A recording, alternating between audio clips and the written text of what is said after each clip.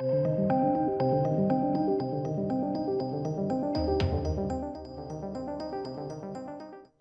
welcome ladies and gentlemen. So we're going to be talking about the Sandman today. This will be my review, I guess, somewhat review of the new Netflix series. And the reason why, I obviously have watched it. I watched it in the space of 2 days. And I thought, I saw this article, the Sandman earns certified fresh status on Rotten Tomatoes as more reviews roll in. And it was actually this image that made me want to review it. So we're going to talk full spoilers, and if you've seen it, this image might, you might realise why this image makes me want to review it. I really feel quite let down by this. There's a lot to like around this show. Some of the imagery is just astounding, very reminiscent of the graphic novels. But then there's just very strange additions that they throw in.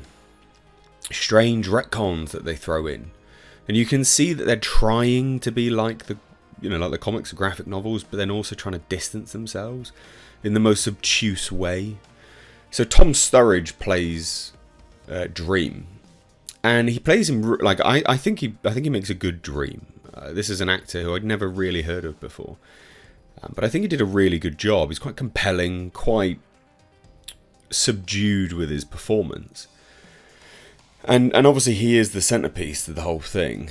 And he's very, very good. There are unusually high amounts of British BBC actors, the British broadcaster in this. The whole Kumars are in this. They play Cain and Abel, and then there's also the priest. And it's weird how they have such good high talent and then garbage that just doesn't make any sense. It's very inconsistent. You have the great Gwendolyn Christie playing Lucifer. She does a very good job, actually. But there's so much around this show, so much set up that just falls apart. And I've never read the graphic novels, so I don't know if what is set up in the graphic novels is handled as quickly as it is in this show. But the first, 5-6 episodes of this show are all centered around Dream being in prison for, a century from this one family. The father practices black magic, dark magic, and he's trying to capture death, but he subsequently catches Dream instead. So he tries to bargain with Dream. Dream isn't interested and ignores him. He's trying to bring his lost son back from the dead. And rather than exploring that and exploring the fact that this father has another son and the sort of emotional damage that must have inflicted upon him and the problems that must have caused him, the real sort of split that he must feel in terms of his allegiances to his blood, but then also to his own self-preservation. They ignore that. They don't explore any of that. They randomly make him gay, and then he's murdered one of Dream's crows or ravens. They don't explore that and the emotional damage or even the reason why he kept Dream imprisoned after his father died. They just go, father's dead, the kid's now got Dream, he's randomly gay, and then they just shuffle the story on. Now, that might be in the graphic novel, but if it is, it's a really poor show, because there's much better things to unpack there. They don't even go into the fact that this guy loves another guy. It's so superfluous to the story. It goes nowhere. You go, well, you added that because of Netflix quota. You didn't add it to enhance the story, if it's added. I don't know if it is. But if it is added, they didn't do anything with it enough to warrant its addition. And especially because there's set up so much other interesting things to explore. The psychological impact that this life has had on this guy. Why didn't you explore that? No. He just marries the gardener and keeps Dream. That's literally where it goes. And then Dream escapes through some fluke one day. That's literally it. Really weird. No John Constantine in this. It's Joanna Constantine, who's also a lesbian as well. And it's just these very like quota-filled editions that become very transparent. There's the story of Cripps and the Ruby, which goes realistically nowhere. There's this great cafe scene where he's controlling everyone. He's making everyone, sort of break their boundaries and no lies. It turns out, again, more people are just randomly gay in this cafe than you would normally think. But because it's so transparent, it makes you go, what is going on?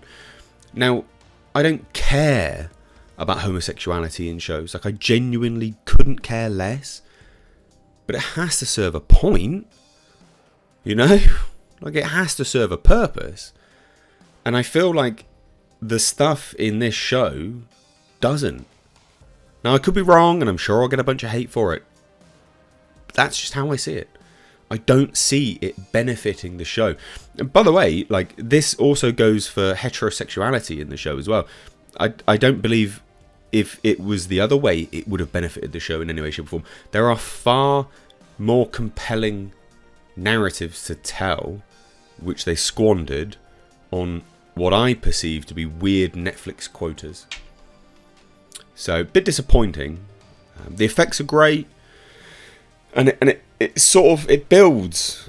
I think it's 5 or 6 where it just starts to go way downhill, and then it just falls on its face because they're like, right, well, the Ruby's sorted now. No worries, he's dead. Okay, what? Oh, now we've got a vortex. Right, let's deal with that. What? Oh, the Corinthians in it. Corinthians gay as well. Like, again, just like everyone's gay. Corinthians in it. That doesn't really go anywhere as far as I would have liked to have gone. And then come the end, you're just left going. So Desire did everything, which is why this is the image that got me. Desire planned everything and is in it for all of like 5 minutes. You're like, right, okay. You could have done something better with that as well. So great visuals, good acting, really quite poor narrative choices is probably my overall review of this. Very disappointing, actually. There's a lot to like, but as you get into it further and further, it really falls on its face. And it becomes very disappointing after a while. So I'm sure there's a lot of people that would like it. To me, the transparency of the Netflix quotas, the additions to stuff, rather than exploring psychological impacts, actual character studies, which is what I would have imagined the comic was a little bit better at doing. I feel it's to its detriment. Now, having said that, would I want to watch a season 2?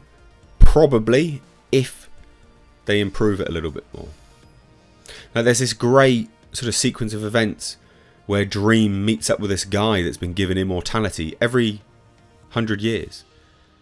That was something to explore. Give us more of that. It's one episode. Disappointing. Really disappointing. So there's my review. Yeah, it has earned a certified fresh. Now it says, while it may hold a few surprises for fans of the source material, so there you go, probably not. Direct crossover. Sandman's first season satisfyingly adapts an allegedly unfilmable classic. Having watched this, I don't think there's anything unfilmable about it. The Sandman is an expansive, layered read with a wide range of characters and intertwining plot lines. But at its core, it's a story of an ancient immortal being going through an existential crisis and coming to realise that even he is capable of evolving and adapting to changing the world around him. Yeah, I mean, yeah, but we didn't get enough of that.